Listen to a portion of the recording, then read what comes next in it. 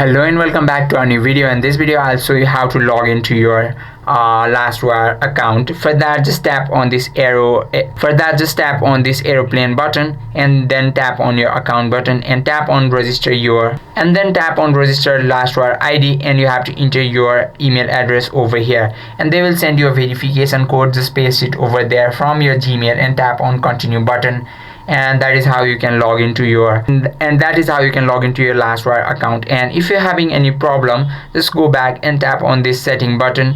There you can see customer ID right below settings. Tap on that and tap on contact us and enter your problem here. I'm having problem signing in and something like that, and they will send you instruction and ask you for some information. Give it to them and follow the instruction, and that is how you can log in. If you are having problem in logging in, just contact them. I hope this video helped you out. If you have any questions or queries, just let us know in the comment section. Thank you for watching.